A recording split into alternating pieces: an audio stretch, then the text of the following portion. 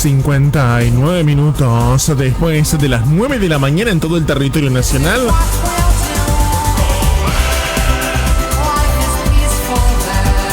Go West suena en esta mañana una versión remasterizada del 2003.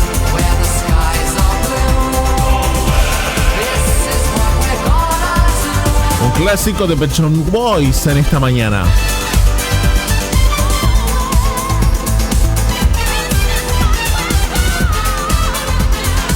Vamos a ir nosotros a tomarnos este tramo de la mañana en el que vamos a hacer una pausa en la línea del tiempo nosotros. Es por eso que vamos a recibir y le vamos a dar la bienvenida en esta mañana. Él está a cargo de recorrer la historia. Se llama Juan Cruz Coronel y le damos la bienvenida. Hola Juan, ¿cómo te va? Buen día en esta mañana, mañana de día lunes, en este inicio de semana. Buen día Nicolás, buen día Neomí, ¿cómo están ustedes? Buen día, muy bien, ¿y vos bien? ¿Cómo andás? Acá andamos, un poco resfriado, pero sufriendo el frío, pero va queriendo. Bueno, estos cambios de clima también hacen que se formen estos pequeños cuadros. Sí, la verdad que sí, yo particularmente soy bastante susceptible, pero bueno, ¿qué se le va a hacer? Bueno, hay que tener paciencia y bueno, atravesarlo y bueno, cuidándose, obviamente. Claramente, sí, por supuesto. Bueno, Juan... Esta semana les venía a proponer... Ajá, eso te iba a decir. ¿Qué vamos a hablar? Perdón. Esta semana les venía a proponer algo distinto. Les venía a proponer que nos retrotraigamos a una época pasada. Imagínense que vamos a ver una película a un cine antiguo. Ajá. ¿Vieron esos cines viejos con las proyecciones en blanco y negro? Una película en blanco y negro, porque en realidad esta película se filmó en 1944. Ajá. Trata del 25 de agosto de 1944, una fecha muy simbólica, más simbólica que estratégica, crucial, que fue la liberación de París de las tropas de los franceses libres que peleaban para las tropas americanas, especialmente para los aliados en la Segunda Guerra Mundial. Entonces yo les propongo que pensemos en este suceso como una película, una gran obra de teatro. Y en toda película, toda obra de teatro, uno tiene sus principales protagonistas, ¿no? Uh-huh. Bueno, la liberación de París va a tener 5 protagonistas esenciales que creo que es necesario presentar. El primero va a ser Dietrich von Cholchitz, que era el comandante de las tropas alemanas en París. ¿Y por qué es crucial comentar quién era en esta situación? Él era un experto en estrategia de retirada, en tácticas de retirada. Había sido el autor, nada más y nada menos que a lo largo de la Segunda Guerra Mundial, en la destrucción de Rotterdam, Topol y de Varsovia. Y Hitler lo mandó personalmente a París para que la defendiera hasta el último soldado, y de no ser posible defender, que la destruyera palmo por palmo. Es decir, que no quedara piedra sobre piedra en lo que era la hermosa ciudad de París. Pero tenemos que hablar de Cholchitz porque él era un hombre atormentado, tenía 49 años, y él había expresado una vez que toda ciudad de la que se retiraba se le ordenaba destruir. Y eso a uno realmente los lleva a tener un gran pesar sobre su ser. Imagínense que en la destrucción de Varsovia murieron 100.000 personas y fue duramente criticado por eso, porque más allá del tema de la guerra, eran ciudades muy hermosas. Varsovia es una de las ciudades más hermosas de Europa. Le decían la París del Este, y bueno, y París con todo lo que representaba para Europa, destruirla completamente era un golpe moral muy fuerte, y Cholchitz no tenía ganas de hacerlo. O sea, él se dio cuenta que Hitler, cuando le ordenó la destrucción, no estaba ya muy bien en todos sus cabales. A ver, nosotros sabemos que era un psicópata y que estaba loco desde el principio, pero para los oficiales alemanes esa locura se les fue manifestando a medida que él les ordenaba cada vez cosas más desastrosas o imposibles de realizar en lo que venía a ser la guerra. Claro. Pero bueno, este es el primer actor y que en realidad vendría a ser nuestro antagonista. Después tenemos los protagonistas, o el lado de los buenos, por así decirlo. Y acá tenemos un elenco bastante variopinto, bastante extravagante. Por un lado tenemos a Philippe Leclerc, un francés que había escapado en bicicleta desde Francia hasta España cruzando los Pirineos, es decir, una cordillera montañosa, y de ahí se había tomado un barco hasta París, hasta Londres, donde se sumó a la fuerza de los franceses libres. 4 años después era un general al mando de la segunda división acorazada, una división que estaba al mando del famoso general Patton y que era la única división francesa con tanques presente en 1944 en la Francia continental. Leclerc y su división van a ser los protagonistas de la famosa liberación, ellos van a ser los primeros en llegar, pero no nos adelantemos. Los aliados, ¿qué pasa? Para los aliados, la liberación de París no tenía ninguna importancia estratégica. Pero no era que sean malos, que no quisieran rescatar a los pobres parisinos que llevaban 4 años sufriendo la ocupación nazi, sino que había razones más sensatas. El alto mando aliado estimaba que los 2 primeros meses París iba a costarles 75.000 toneladas de alimentos y medicinas, y tal vez 1.500 toneladas de carbón por día. O sea, un colapso total en su red de suministro que los aliados ya estaban teniendo problemas en este momento. Recordemos, agosto de 1944, había pasado 2 meses del desembarco en Normandía, y la verdad que la línea de suministros aliada era muy delicada. El alto mando aliado dijo, bueno, París no tiene ninguna importancia estratégica, simplemente la rodeamos y seguimos para Alemania, que es lo que importa. O sea, cae Alemania y ya está, cae todo el resto de las posesiones nazis. Pero digamos que ni Leclerc, ni los gaullistas, ni los comunistas que estaban en París pensaban lo mismo. Acá hay que hablar de algo muy interesante, que es la resistencia francesa. Hollywood y las películas han ensalzado mucho lo que fue la labor de la heroica resistencia francesa. Pero la resistencia francesa no era algo ni muy popular ni muy unificado, que digamos. Primero que nada, estaba dividida en 2 facciones. Por un lado, la facción nacionalista, que respondía a Charles de Gaulle, el líder de la Francia libre, y por otro lado tenías a los comunistas, que en realidad se llamaban oficialmente las Fuerzas Francesas del Interior, pero que era una guerrilla comunista que le respondía a la Unión Soviética. Una cosa muy interesante es que los comunistas no empezaron a ejercer acciones guerrilleras en Francia hasta que Alemania no invadió la Unión Soviética. Cuando los alemanes invaden Francia y se empieza a organizar la resistencia, los comunistas se quedaron al lado porque ellos decían que era una guerra entre potencias imperialistas que explotaban al pueblo y que a ellos no les interesaba. Ya, esperen, cuando invade la Unión Soviética pasó de ser una guerra entre potencias imperialistas y capitalistas que oprimían al pueblo a ser una guerra por la liberación nacional del pueblo. Ojo cómo cambia el discurso. Pero bueno, la cuestión es que los comunistas eran los que más influencia y hombres tenían, unos 25.000 combatientes preparados para saltar a las armas en el momento que su jefe militar, el coronel Roll, se los ordenara. Y por último tenemos a uno de esos protagonistas, un actor de reparto, pero que viene a ser trascendental a la hora del desenlace de la trama, y que es el cónsul sueco en Francia, Raoul Nordling. Era un sueco que era gerente de una empresa sueca radicada en Francia, que a su vez era diplomático, y él va a ser quien va a mediar entre las tropas alemanas y las tropas insurrectas francesas para un alto al fuego, y posteriormente va a negociar la entrega de la ciudad de París. Pero ¿cómo es que, el 25 de agosto se recuerda la liberación de París? Pero solo eso, la liberación, la lucha por París había arrancado una semana antes, el 19 de agosto. Pero en realidad el 15 de agosto la policía llama una huelga general por el hecho de que el ejército alemán los había desarmado. Como respuesta, el 19 de agosto las tropas gaullistas de la policía que respondían a Charles de Gaulle, lo que hicieron fue tomar la prefectura de policía, es decir, la jefatura, donde se mandaba el resto de los policías. Los comunistas, al ver que se les habían adelantado, dijeron, listo, está bien, a las armas, y empezaron a emboscar y atacar a tropas alemanas a lo largo de toda la ciudad. Ustedes imagínense el espectáculo que era ver a París día tras día, víctima de disparos, explosiones. ¿Querías decir algo, perdón? No, estoy escuchando atentamente.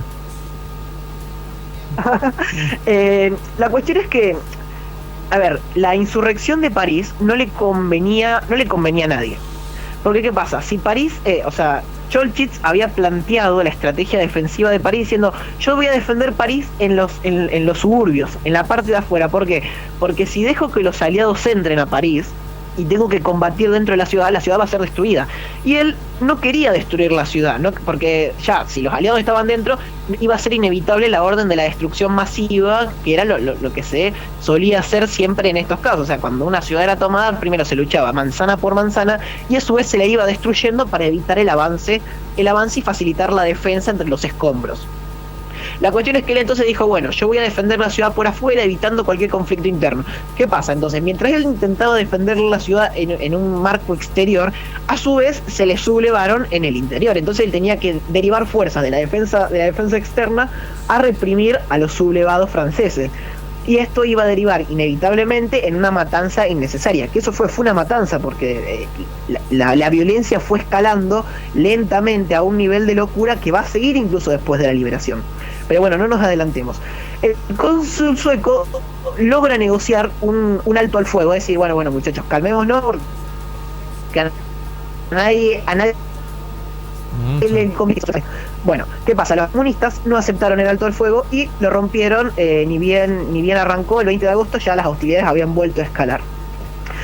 El 21 de agosto, ya con tres periódicos de la resistencia circulando de los comunistas, se llamó a los parisinos a las armas. A las barricadas rezaban los titulares de los diarios. Y tal como como París había hecho en 1749, tal como había hecho en el siglo XIX durante la Revolución de los Comuneros y posteriormente durante la caída de la Segunda República, los franceses fueron a las barricadas. Se estima que alrededor de 400 barricadas se construyeron para obstaculizar el movimiento de las tropas alemanas en la ciudad. Es decir, que para el 21, el 22 y el 23 de agosto, París era una zona de guerra hecha y derecha. Se peleaba en todos lados, desde los edificios más simbólicos hasta los arrabales más perdidos.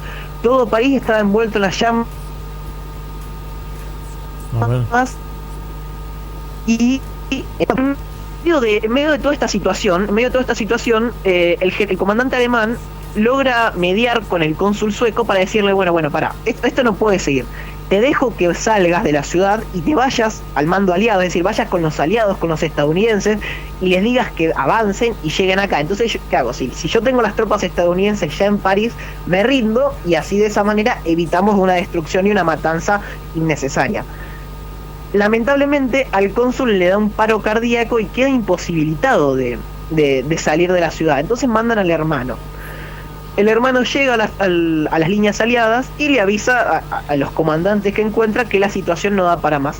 Entonces Eisenhower, el comandante supremo aliado, a su pesar ordena al general Leclerc que avance sobre París. Un avance, la verdad que fue... Los tanques generalmente avanzaban a 30 kilómetros por hora en su marcha normal. Ellos iban a 80 kilómetros. Peleando a 80 kilómetros, porque, o sea, entre París y los estadounidenses seguía habiendo soldados alemanes. Entonces era combatir y avanzar en una carrera contra el tiempo para evitar que la ciudad sea completamente destruida. Claro. El 24 de agosto el general Leclerc estaba organizando a sus soldados porque cambiaron la ruta, porque había mucha resistencia alemana, entonces iban como a ejecutar un rodeo para poder entrar más rápido, cuando un jefe de un destacamento avanzado de él llega y se presenta ante él, y él le dice, ¿qué está haciendo acá? Vos tenés que ir a pelear al frente. Y le dice, espere, general, encontré una brecha que creo que nos va a permitir entrar primero y llegar a París. Y entonces Leclerc le dice, ¿y qué haces que no estás atravesando la brecha y llegando a París primero que nosotros? No, porque me ordenaron que me detenga, los estadounidenses no me dejaron. Entonces Leclerc lo mira y le dice, señor, ¿no lleva usted suficiente tiempo en el ejército como para desobedecer una orden bastante tonta, para no decir otra palabra? Entonces lo mandó con 16 tanques para que vuelva y entre a París. Tal como este capitán había predicho, había una brecha en las defensas alemanas que le permitió llegar 2 horas después de esta conversación con Leclerc, a las 9:22 del 24 de agosto, a los arrabales de la Ciudad de la Luz. Cuando estos tanques, una tropa muy pequeña, ¿no? En realidad eran los que lograron llegar fueron 3 tanques nada más, entran a París y pasan por enfrente de Notre Dame. Las campanas de Notre Dame y de las iglesias circundantes empezaron a sonar, empezaron a repicar. El general Cholchitz estaba comiendo con una parisina, con una amiga que tenía, y esta chica le pregunta, una chica alemana le pregunta, ¿por qué suenan las campanas? Las campanas no sonaban desde que París había caído 4 años antes, durante la invasión alemana. Entonces el general le explica: mi buena amiga, las campanas suenan por nosotros, suenan porque los aliados han llegado y nuestro tiempo ha terminado.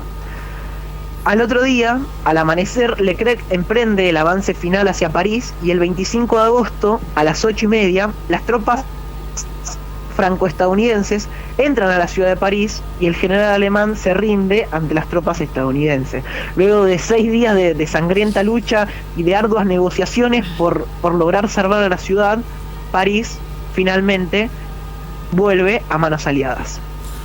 Bueno, realmente cuánto que pasó en el medio para recordar el acontecimiento, ¿no? Porque por lo general siempre recordamos el acontecimiento o esa fecha puntual, pero aquí contado es mucho. Yo agregando un poco, ¿viste? Porque todos estos detalles son bastante desconocidos y uno solamente los puede conocer cuando se interioriza en el tema. Claro. Hablando de que varias veces les he recomendado películas o libros, hay una novela no una novela, sino un libro, es un libro histórico que mezcla la narrativa de novela con los datos fehacientes para hacer más llevadero la lectura, Se llama Arde París, o sea, es como una pregunta, ¿Arde París? Escrito por Dominique Lapierre y Larry Collins, que es una descripción muy detallada de los hechos y que verdaderamente a uno lo conmueve, porque uno lee este relato y mezcla la situación general que yo te puedo describir acá con anécdotas de personas. Los escritores, la verdad, hicieron un trabajo muy arduo de investigación, y la multiplicidad de historias involucradas en lo que fue la liberación de París, lo que era la vida de los parisinos y lo que fue esa semana crucial es importantísimo. Había un montón de soldados que se habían ido de Francia esperando poder volver, que murieron tan solo a un par de kilómetros de París sin poder verla. Claro. Soldados franceses que estaban en la división de Leclerc, que murieron, no sé, 16 kilómetros, 10 kilómetros antes de llegar a París. Un joven había llamado a su madre y le había dicho que iba a llegar y nunca llegó porque murió un día antes de que las tropas aliadas llegaran. Un montón de historias que involucran un hecho tan trascendental, y que la verdad uno cuando lo lee dice: wow, la verdad que todo lo que rodea a algo que es tan simbólico como la liberación de París es impresionante. Sin dudas. ¿Nos queda algo más en esta semana? No, esto fue lo único destacado que encontré para traerles.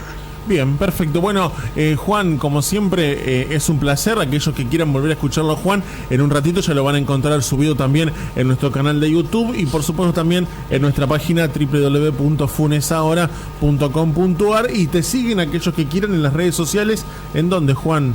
¿Cómo es el Instagram? En Instagram es arroba Juan Cruz Coronel Juan Cruz-Coronel 2002, y en Twitter @JCoronel 2017. Bueno, ahí está entonces las redes sociales de Juan, donde tiene mucha actividad, comparte mucho material. Aquellos que quieran pueden allí seguirlo a Juan también en las redes sociales y seguir haciéndose de información, porque de aquí nos volvemos a encontrar la próxima semana, Juan. Así es, nos vemos y muchas gracias por el espacio. No, gracias a vos, Juan, y que tengas una excelente jornada y una excelente semana. Igualmente. Ahí estamos. Bueno, allí ya pasaba con nosotros charlando en esta mañana. Él es Juan Cruz Coronel, haciendo esta pausa en la línea del tiempo, contándonos el acontecimiento más importante por allí, como hacía enunción, bueno, la liberación de París, y bueno, y todos sus pormenores también de lo que sucedió en la semana previa a ello. Esto es una excusa para declararme. Yo quiero decirte y voy a adelantarme que mi corazón yo quiero regalar. 18 minutos después de las 10 de la mañana en todo el territorio nacional. Se viene la pausa nuevamente en esta mañana. No te olvides de mi nombre. Quiero regalarte un pacto de mi parte. Nos venimos ya ahora sí con música nacional. Desnudo entregarte. En verdad no es nuestro, música hablada en español. Es el señor Carlos Baute. Y en este te regalo la pausa musical a cargo de él y ya volvemos, dale. Y no te olvides de mi nombre.